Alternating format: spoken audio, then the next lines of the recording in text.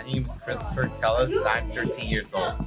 I'm Bill Custodio. How old are you? I'm 12. My name is Griffin Salinas and I'm 10 years old.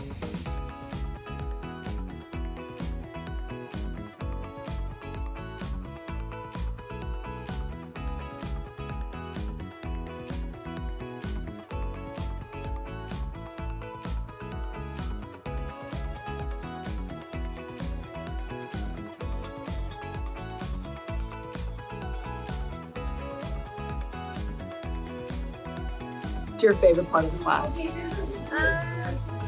Actually doing the animation so that I can experiment and try to make up something funny.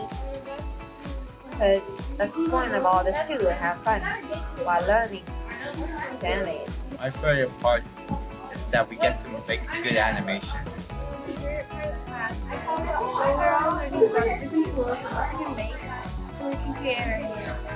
We got to learn how to animate and add sound effects to animations and add different types of animations within other animations. Honestly, without any of this being taught to anyone, no one's gonna figure out how to make better stuff in the future. My favorite part was basically the whole thing.